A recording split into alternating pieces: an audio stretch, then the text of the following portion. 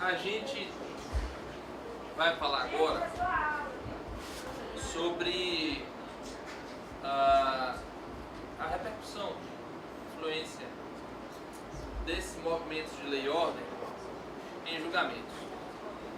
Como eu falei para vocês que é impossível dissociar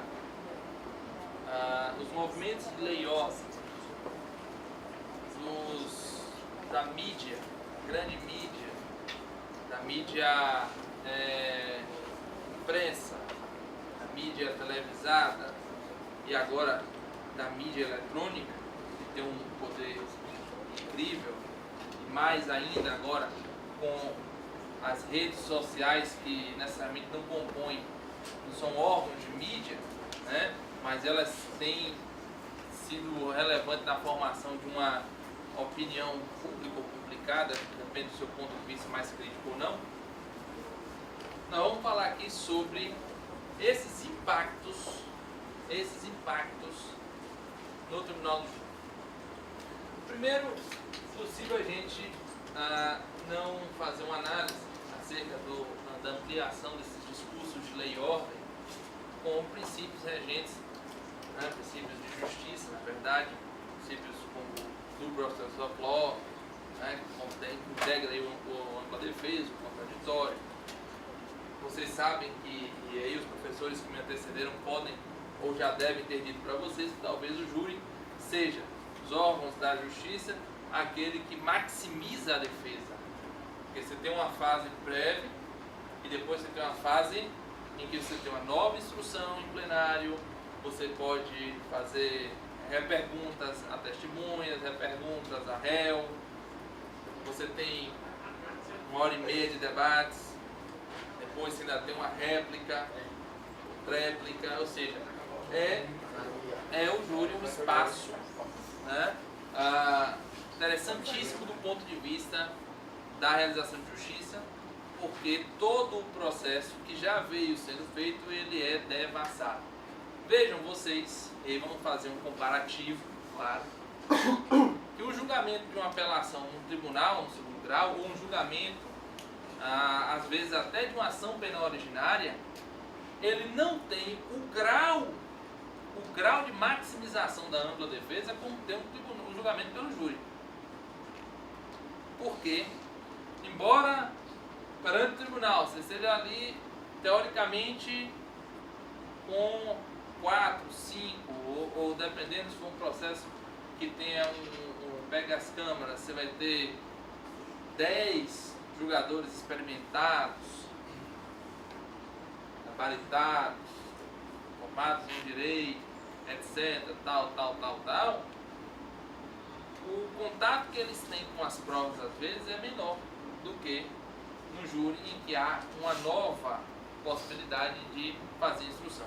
O júri, quando você possibilita fazer instrução no plenário, ele é o ponto máximo, na minha opinião, da ampla defesa.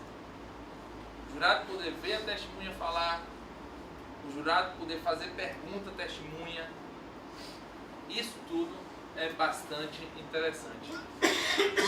E agora, com a reforma que teve um lado positivo, que é a possibilidade do jurado receber ali um sumário, né, uma espécie de uma brochurazinha, um caderno com as principais peças, já amplia. Acho que a reforma falhou num ponto que ainda está obscuro.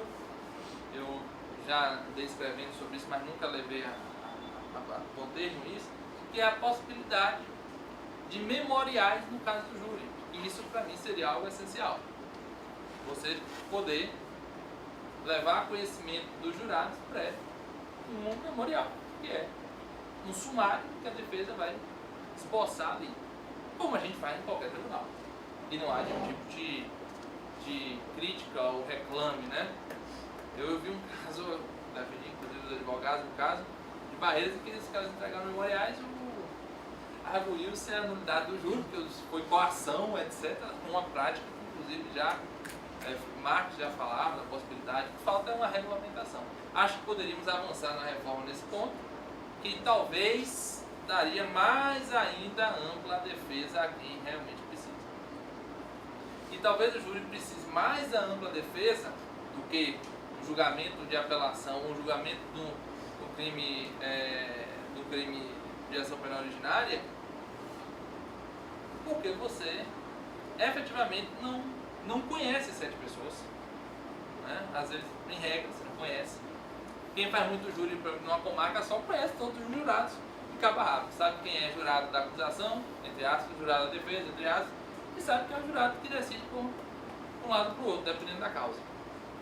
Mas, na justiça a gente tem essa facilidade. Por que a gente tem essa facilidade? Porque a gente conhece as posturas dos julgadores. Se a gente milita no foro da Bahia, a gente sabe que um determinado juiz é mais fácil de conceder liberdade para um caso, detrimento outro, e por aí vai. Isso é algo que é um facilitador. Então no júri você tem essa coisa que lhe distancia dessa possibilidade de conhecer o pensamento dos julgadores, e por isso, quanto mais ampla a defesa no júri, melhor do ponto de vista da justiça. Até porque as penas combinadas, em regra, não são baixas, né? É uma pena mínima de 6 anos no simples e uma mínima de 12 no qualificado. E você não pode efetivamente tratar dessa forma tão pueril, né? Tão simplória, fato dessa natureza. Era muito comum acontecer o seguinte: quando, segundo o júri que você absolveu, geralmente era pau e obra. Ou seja, você perdia o júri. Por quê? O cara chegava, às vezes, o promotor e dizia assim: olha, o tribunal, o dedinho pra cima, o quê? Quem é que tá lá em cima? Deus. O tribunal mandou eu descer, ou seja, dava a ideia de quê? Que a decisão do primeiro júri estava errada. É diferente a interpretação quando o tribunal manda descer da absolvição para o promotor. Né? O promotor, ele já entra bem, só a corte disse que decidiu contrariamente a prova dos autos. Como eu falei no início aqui, eu vou ler uma coisa seguinte: a Constituição garante soberania, não é isso? Olha lá. Quer dizer o quê? Que o tribunal não pode reformar a decisão do juiz. O tribunal não pode. Tecnicamente, se o desembargador, se o ministro, quem quer seja, coloque a palavra reformou, aquela decisão, ela é nula. Porque existe a soberania dos vereditos. O tribunal, ele passa ao lado por uma questão processual e diz que aquelas provas não sugeririam aquela conclusão e merece um novo debate. Em outras palavras, para mim, entendedor, eu vou falar: eu não concordo com o que foi decidido, para mim está errado, mas tecnicamente, dentro do juridiquês, ele está o quê? Usando uma fantasia de uma veleidade para driblar isso que para mim é um fato concreto. Né? O tribunal para mim é reforma, mas não vai nunca dizer da nova configuração, mudo de homicídio qualificado para um para outro, ou aplico essa pena em virtude dessa mudança. Ele não pode, na absolvição, entender que o cara é condenado, já impor condenação. Não pode. Ele tem que fazer o quê? Dizer que está contrário à prova dos autos e mandar o quê? Descer. Para novo júri, ou ratificar a posição anterior, ou retificar. Para mim, todos nós, advogados, temos um limite, uma baliza formal e clara, que é a lei. Ponto. 1. Eu não posso ir além da lei. E 2. É o bom senso de cada um. Pô, mas o bom senso de cada um? O que o bom senso tem? Você vai fazer um juízo no processo se esse é o melhor expediente. Isso varia de advogado para advogado. Eu vou relatar aqui um recente júri que fiz aqui em Salvador. Era um caso bem interessante. O sujeito, numa dessas ruas de Salvador que só passa um carro, sabe?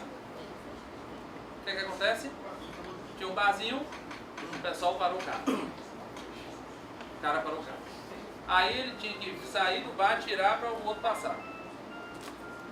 Nisso chega um cara, cheio do pau, começa a buzinar: filho disso, filho daquilo, vem tirar seu carro. O cara vai: rapaz, que é isso?